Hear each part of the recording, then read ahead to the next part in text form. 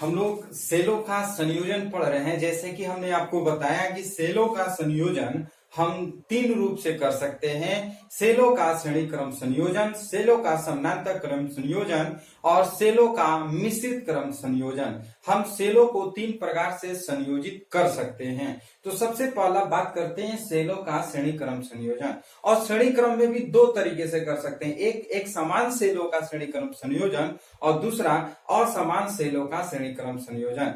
जैसे आप टॉर्च की बैटरी यूज करते हैं, टॉर्च में दो तीन सेल एक साथ लगे हुए रहते हैं, तो वो जो होता है सेलों एक जैसे सेलों का श्रेणी क्रम संयोजन होता है। एक के बाद एक, यानी कि फर्स्ट सेल का धन ध्रुव दूसरे सेल का ऋण ध्रुव से जुड़ा रहता है, फिर दूसरे सेल का धन ध्रुव तीसरे सेल के ऋण ध्रुव से जुड़ा हुआ रहता है। तो इस प्रकार के संयोजन को हम सेलों एक जैसे सेलों का श्रेणी क्रम संयोजन कहते हैं। तो मान लिया इस फिगर में आप देखिएगा, ये जो है ये एन प्रकार के सेल है, इसमें ई और इस तरह से एन तक हमारा dot dot dot dot E तक एन तक हमारा एक जैसे सेल है, जिसका आंतरिक प्रतिरोध स्मॉल आर है।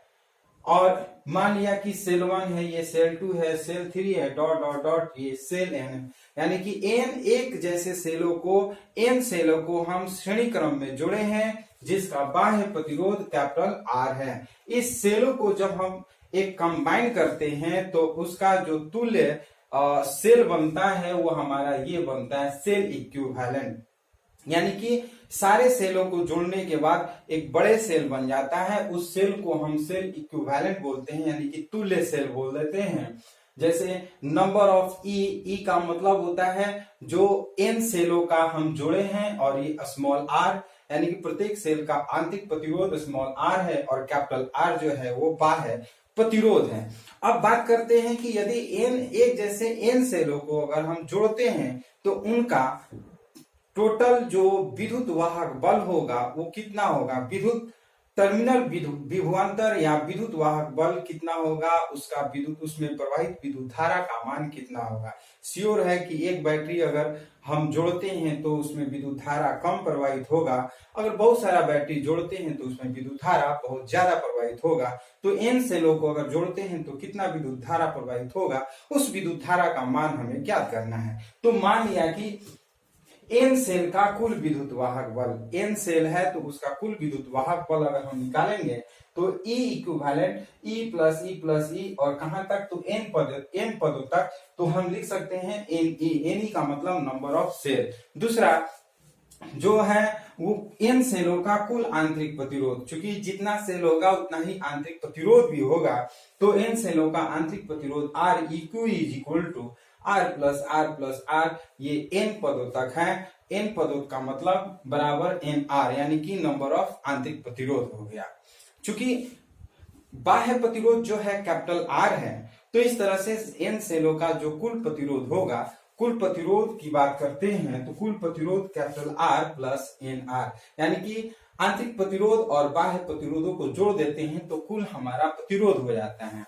और हमें निकालना क्या है कि परिपथ में प्रवाहित विद्युत धारा, परिपथ में यानी कि जब एन सेलों को जोड़ते हैं तो उसके बाद जो विद्युत धारा प्रवाहित होगी परिपथ में वो कितना होगा, तो परिपथ में विद्युत धारा प्रवाहित बराबर कैपिटल आई बराबर प्रभावी विद्युत वाहक बल, यानी कि कुल विद्युत वाहक बल और बटा में कुल प्रतिरोध कर देते हैं। तो कुल विद्युत वाहक बल हमारा एन ही होगा और कुल प्रतिरोध आर प्लस एन आर होगा। और जैसे हम जानते हैं कि यदि हमारा बाह्य प्रतिरोध कम होगा, बाह्य प्रतिरोध जितना ही कम होगा उतना ही विद्युत धारा का मान अधिक होगा। तो इसका दो विशेष स्थितियां बनती हैं। विशेष स्थितियां में सबसे पहला हम करते हैं कि यदि R is greater than small r, यानी कि जो बाह्य प्रतिरोध होगा अगर आंतरिक प्रतिरोध से बहुत ज्यादा बड़ा हो तो उस कंडीशन में आंतरिक प्रतिरोध को नगण्य मान लेते हैं, छोड़ देते हैं। तो उस कंडीशन में हमारा I is equal to n into capital E by R हो जाएगा, क्योंकि हम R को छोड़ते हैं तो R के साथ n है तो इसको भी नेग्लेक्ट कर देते हैं, तो बचेगा एन ई बाई आर। ये कब होगा, जब कैपिटल आर का मान यानी कि बाह्य प्रतिरोध का मान सबसे अधिक होगा, तब होगा। और इसी को उल्टा कर देते हैं, सपोज दैट यदि कैपिटल आर यानी कि बाह्य प्रतिरोध का मान अगर आंतरिक प्रतिरोध के मान से बहुत कम होगा तो उस कंडीशन में हमारा प्रवाहित विद्युत धारा I बराबर NE बाई NR होगा, क्योंकि R को हम छोड़ देते हैं तो NE बाई NR बचेगा और NN कट जाएगा तो बचेगा क्या, I is equal to capital E by small r। तो इस तरह से ये हम लोग प्रभावित विद्युत धारा ज्ञात किए, कब, जब एक जैसे सेलों को श्रेणी क्रम में संयोजित किए। अब बात करते हैं असमान सेलों को अगर श्रेणी क्रम में संयोजित करते हैं। असमान का मतलब सपोज दैट एक 12 वोल्ट का बैटरी हो और एक 6 वोल्ट का बैटरी हो, एक 10 वोल्ट का बैटरी हो, तो इस प्रकार के सेलों को अगर एक साथ जोड़ते हैं तो प्रभावी विद्युत धारा कितना होगा या उसमें टर्मिनल विभवांतर कितना होगा वो हमें ज्ञात करना है। तो हम उसकी बात करते हैं, ध्यान से समझिएगा।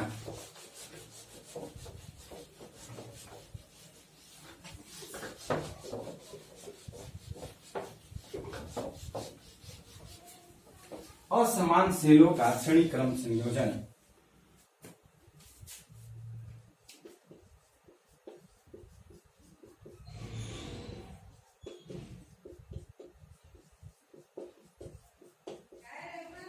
असमान सेलों का श्रेणी क्रम संयोजन। अब इसको अगर हम संयोजित करते हैं, सपोज दैट इस तरह से अलग अलग सेल है, ये अलग अलग सेल हैं, ये आपका E1 हो गया, ये E2 हो गया, ये आपका E3 हो गया, और ये R1, ये R2 और ये R3 हो गया। ये 3 सेल हैं, तीनों जो है असमान सेल हैं।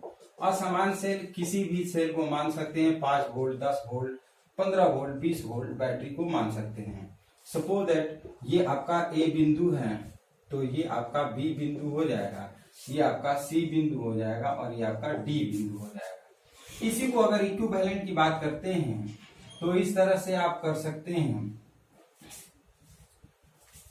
ये आपका E और आपका ये R हो जाएगा, इसमें I विद्युत धारा A और ये D हो जाएगा, ये इक्विवेलेंट सेल हो जाएगा। इक्विवेलेंट कर लेते हैं। इक्विवेलेंट का मतलब कि अलग अलग सेल है, सभी सेलों को अगर जोड़ते हैं तो ये इक्विवेलेंट हो जाएगा।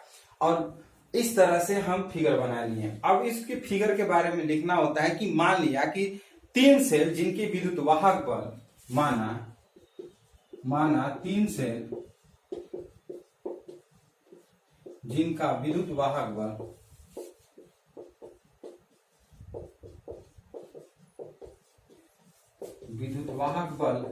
E1, E2 तथा E3 है और इनके आंतरिक प्रतिरोध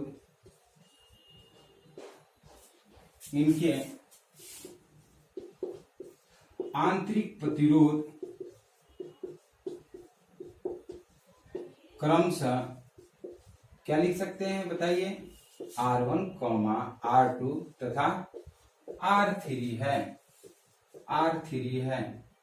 तो यदि 3 विद्युत वाहक बल जिनका जो विद्युत वाहक बल है वो E1, E2, E3 है और इनका आंतरिक प्रतिरोध R1, R2, R3 है और इनको किस क्रम में जोड़े गए हैं परस्पर श्रेणी क्रम में जोड़े गए हैं, परस्पर श्रेणी क्रम में जोड़े गए हैं। परस्पर ये किस क्रम में जोड़े गए हैं, श्रेणी क्रम में जोड़े गए हैं। तो इनका विद्युत वाहक बल मान लेते हैं A से B तक, टर्मिनल विभवांतर A B से लेकर की बात करते हैं तो VB बाई माइनस VA करते हैं। क्या करते हैं, VA माइनस VB यानी कि A से B का विभवांतर की बात करते हैं, VA माइनस VB। और आप जैसे जानते हैं कि जब विद्युत विभवांतर की बात करते हैं तो इसके लिए E1 है तो लिख लेते हैं E1 और माइनस IR1 कर लेते हैं। उसी तरह से आप B से C की बात करते हैं, VBC यानी कि VB माइनस V और C कर लेते हैं, ये आपका E2 माइनस IR2 और VCD कर लेते हैं और ये हो जाएगा VC माइनस VD, ये आपका E3 माइनस IR3 हो जाएगा। इस तरह से तीन आपका विद्युत विभवांतर हो जाएगा VAB, VCD, VBC और तथा VCD हो जाएगा। अब बात करते हैं A से D की बात, तो VAD की बात करते हैं। VAD, तो VAD कब होगा? जब इस तीनों को जोड़ देते हैं, means VAB plus VA, VBC और प्लस VCD, जब तीनों को जोड़ देते हैं तो V यानी कि A से D तक का हमारा विद्युत विभवांतर निकल जाता है। तो हम तीनों को अगर जोड़ते हैं तो लिख सकते हैं E1 minus IR1 plus E2 minus IR2 plus E3 minus IR3। तो हम इसको ऐसे भी लिख सकते हैं E1 plus E2 plus E3 और माइनस अगर I निकालते हैं तो R1 plus R2 plus R3, इस तरह से आपका हो जाएगा। इसको ये VAD का मान हुआ, VAD का मान हो गया। इसको और हम डिटेल में लिख सकते हैं, अगर व्यापक रूप में लिखना हो तो आप लिख सकते हैं VAD is equal to, VAD के जगह पर आप अगर व्यापक रूप में लिखना होगा तो इसको हम इसी फॉर्म में लिख सकते हैं, E1 plus E2 plus E3 plus dot dot dot plus EN कर सकते हैं और ये कर लेते हैं माइनस I और फिर कर लेते हैं ये आपका R1 plus R2 plus R3 plus dot dot dot plus RN, ये व्यापक रूप में हो गया। तो इस तरह से यदि n असमान सेलों को श्रेणी क्रम में संयोजित किया जाए तो उनका विभवांतर जो होगा ये हो जाएगा। विभवांतर कब होगा? जितना हम विद्युत धारा प्रवाहित करेंगे उसके अनुसार ये हमारा विभवांतर। तो इस तरह से एक जैसे सेलों का और असमान सेलों को हम श्रेणी क्रम में संयोजित किए हैं। अब बात करेंगे हम समानांतर क्रम संयोजन का। अब हम लोग बात करते हैं एक जैसे सेलों का समानांतर क्रम संयोजन।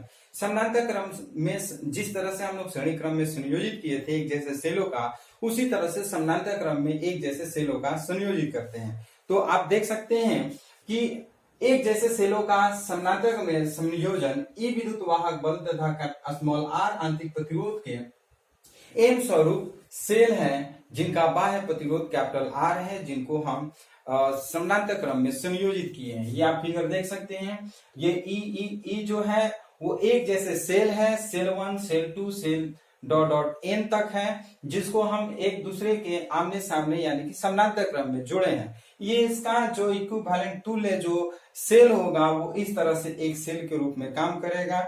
ये आपका तुल्य सेल है जिसका बाह्य प्रतिरोध कैपिटल R है। जब हम एक जैसे सेलों को समानांतर क्रम में संयोजित करते हैं तो उनका जो विद्युत धारा होगा वो कितना होगा उसके बारे में हम लोग बात करेंगे। तो आप ध्यान से समझिएगा। सबसे पहले समानांतर क्रम में संयोजित एम सेलों का कुल आंतरिक प्रतिरोध निकालते हैं। तो जैसे आप जानते हैं समानांतर क्रम में जो प्रतिरोध होता है 1/R is equal to 1/R1 plus 1/R2 plus dot dot dot होता है। तो यहाँ पे एम सेल है तो इनका तुल्य प्रतिरोध आंतरिक प्रतिरोध ज्ञात करेंगे तो 1/RQ is equal to 1/R plus 1/R plus 1/R। चूंकि समानांतर श्रेणी में जुड़े हैं, समानांतर क्रम में जुड़े हैं, तो उनका जो आंतरिक प्रतिरोध है R है तो 1/R plus 1/R plus 1/R M पदोक्ता करते हैं। तो इनका जो तुल्य प्रतिरोध होगा m/r होगा। लेकिन अगर REQ निकालते हैं, इसको पलटेंगे तो यहां पर भी इसको पलट देते हैं, R/m हो जाता है। और बाह्य प्रतिरोध जो है वो हमारा कैपिटल R है। तो अगर कुल प्रतिरोध की बात करते हैं तो कुल प्रतिरोध स्मॉल r/स्मॉल m हो जाएगा और प्लस बाह्य प्रतिरोध को जोड़ देते हैं कैपिटल R। तो ये कुल प्रतिरोध हो गया। परिपथ में प्रवाहित विद्युत धारा, जैसे हम जानते हैं फॉर्मूला, प्रवाहित विद्युत धारा I बराबर विद्युत वाहक बल बटा में कुल प्रतिरोध होता है। तो कुल विद्युत वाहक बल बटा में कुल प्रतिरोध I is equal to capital E by हम क्या करते हैं R/स्मॉल m करते हैं और प्लस जो है वो R कर लेते हैं। क्योंकि कुल विद्युत वाहक बल E है, एक जैसे सेल है और समानांतर क्रम में जुड़े गए हैं तो E हो गया और R/M प्लस कैपिटल R। तो इस तरह से अगर करते हैं तो ME, ये M ऊपर चल जाएगा, ME by R plus small m into R हो जाएगा। और ये तो I is equal to ME by R plus MR हो जाएगा। अगर विशेष स्थितियां की बात करते हैं तो यदि जो बाह्य प्रतिरोध होगा आंतरिक प्रतिरोध से बहुत बड़ा हो, means R is greater than small r हो, तब हम I is equal to ME by MR लिखेंगे। मीन्स इसको हम क्या करते हैं, स्मॉल r को छोड़ देते हैं तो ME बाई MR बन जाता है, MM कैंसिल हो जाएगा, तो इस तरह से I is equal to capital E by capital R हो जाएगा। ये हमारा विद्युत धारा हो जाएगा। कब? जब हमारा बाह्य प्रतिरोध जो होगा आंतरिक प्रतिरोध से बहुत बड़ा होगा तब। यदि इसी को उल्टा कर दिया जाए कि यदि बाह्य प्रतिरोध का मान आंतरिक प्रतिरोध से बहुत बहुत कम हो तो उस कंडीशन में I इज इक्वल टू हम क्या करते हैं, इसको छोड़ देते हैं तो ME बाई स्मॉल r लिख लेते हैं। तो ये जो था वो एक जैसे सेलों का समानांतर क्रम संयोजित था। अब हम लोग बात करेंगे और इस वीडियो का लास्ट टॉपिक है जो कि बहुत इंपॉर्टेंट है, ये हमेशा ऑब्जेक्टिव में पूछता है, असमान सेलों का समानांतर क्रम में संयोजन। बात करते हैं असमान सेलों का समानांतर क्रम में संयोजन। इस वीडियो का लास्ट टॉपिक है और बहुत ही इंपॉर्टेंट है, ध्यान से आप लोग समझिएगा क्योंकि ये वीडियो बहुत लंबा हो गया है, लेकिन इस वीडियो में सेल से संबंधित सारा टॉपिक आपको दे दिए हैं। इस वीडियो को पूरा जरूर देखिएगा। असमान सेलों का समानांतर क्रम में संयोजन।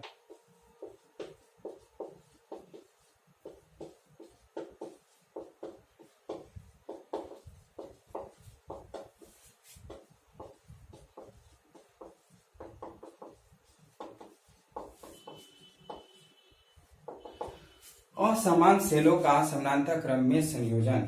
मान लिया कि दो असमान सेल है, दो सेल जिनके विद्युत वाहक बल E1 और E2 है। दो सेल जिनके विद्युत वाहक बल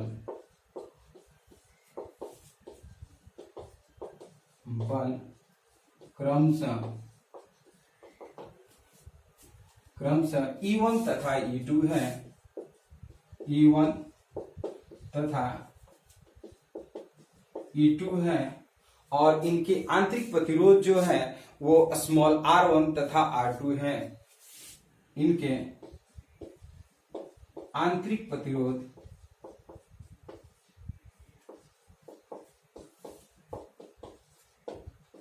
स्मॉल r1 तथा स्मॉल r2 है। ये समानांतर क्रम में जोड़े गए हैं।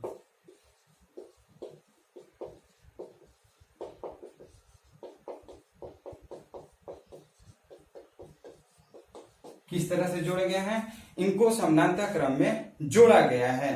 तो समानांतर क्रम में जब जोड़ते हैं और इनके सिरों का विभवांतर जो है समान होगा, जिसका परिमाण भी होता है। याद रखिएगा, समानांतर क्रम में जब भी अगर हम किसी भी प्रतिरोध सेल को जोड़ते हैं तो उसका विद्युत वाहक बल मीन्स विभवांतर जो होता है वो समान होता है। तो इसको अगर हम जोड़ते हैं इस तरह से, ध्यान से समझिएगा,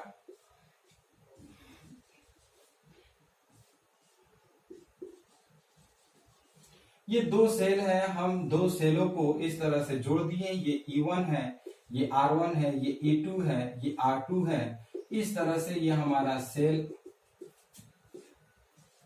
2 और ये जो है वो हमारा सेल 1 हो गया। इसमें विद्युत धारा जो है वो आपका I है, विद्युत धारा इसमें जो है वो I है।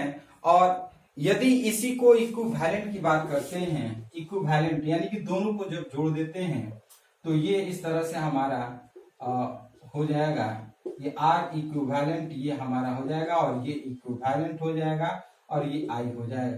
तो ये हमारा जो है दो असमान सेलों को जब समानांतर क्रम में जोड़ते हैं तो इस तरह से फिगर हम बनाते हैं। अब बात करते हैं इनके विद्युत धारा का। तो विद्युत धारा, कुल विद्युत धारा जो होगा I is equal to I1 plus I2 होगा। इसका विद्युत धारा अलग होगा, चूंकि हर सेल का अलग अलग टाइप का सेल है तो अलग अलग इनका विद्युत धारा होगा। तो सेल 1 के लिए I1 धारा हो जाएगा और सेल 2 के लिए I2 धारा हो जाएगा। चूंकि हम लोग जानते हैं I is equal to E minus V by small r जानते हैं, ये फॉर्मूला ऑलरेडी हम लोग पढ़ चुके हैं। तो इस फॉर्मूले पे अगर हम पुट करते हैं I is equal to I1 की जगह पर E1 minus V by R1 plus E2 minus V by R2 अगर पुट करते हैं, इसको हम इस तरह से लिख सकते हैं I इज इक्वल टू, इसको लिखेंगे E1 by R1 minus V by R1 plus E2 by R2 और माइनस V बाई R2।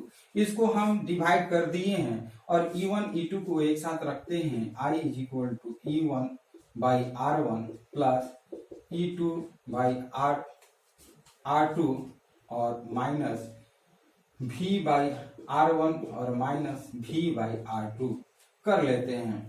चूंकि ये दोनों में V कॉमन है तो हम V कॉमन भी ले सकते हैं।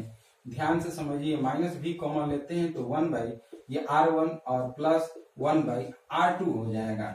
और इसका I is equal to LCM ले लेते हैं तो R1 R2 और ये E1 R2 plus E2 R1 और माइनस V और इसको कर लेते हैं R1 R2, ये R1 प्लस R2 हो जाएगा।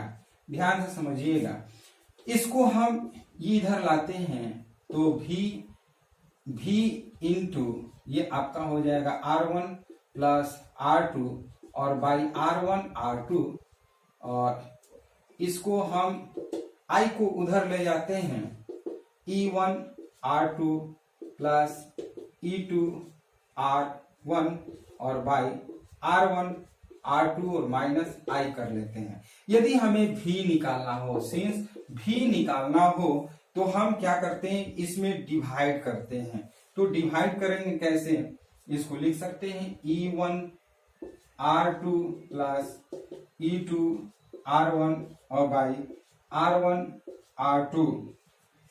ये अगर इसमें डिवाइड करेंगे तो ये ऊपर जाएगा और ये नीचे आएगा। इसको हम ऐसे लिख सकते हैं R1 R2 by R1 plus R2 और माइनस I।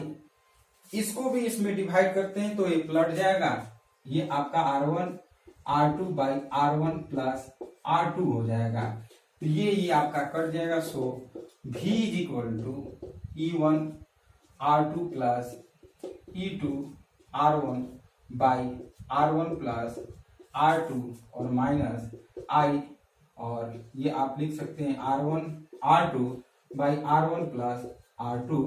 ये आपका फॉर्मूला हो गया V का।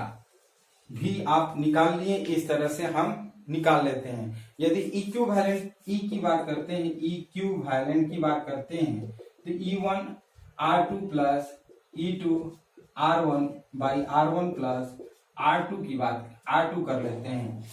यदि आपको R इक्विवेलेंट की बात करते हैं तथा R इक्विवेलेंट की बात करते हैं तो ये लिख लेते हैं R1 R2 और बाई R1 प्लस R2। ये आपका प्रतिरोध हो गया, ये विद्युत वाहक बल हो गया। तो इस तरह से हम क्या करते हैं, असमान सेलों को समानांतर क्रम में जोड़ते हैं तो ये हमें फॉर्मूला मिल जाता है। ये ऑब्जेक्टिव में हमेशा पूछता है कि दो असमान सेलों को अगर समानांतर क्रम में जोड़ा जाए तो उसका तुल्य विद्युत वाहक बल कितना होगा, तो E1 R2 plus E2 R1 by R1 plus R2 होगा। तो इस तरह से ये हमारा ये वीडियो था। इस वीडियो में सेल से संबंधित सारे टॉपिक आपको दिया गया है। ये वीडियो पूरा जरूर देखिए, एक एक टॉपिक एक एक क्वेश्चन आपके लिए इंपॉर्टेंट है। तो हम लोग फिर नेक्स्ट वीडियो में मिलते हैं। ये वीडियो यदि आपको अच्छा लगा तो कृपया लाइक शेयर कमेंट करिए और यदि आप हमारे नए व्यूअर हैं तो इस चैनल को सब्सक्राइब करिए। इससे भी अच्छे अच्छे टॉपिक आपको मिलेगा क्लास 12 के लिए और आपकी कंपटीशन के पॉइंट ऑफ व्यू के लिए। तो फिर मिलते हैं नेक्स्ट टॉपिक में। धन्यवाद।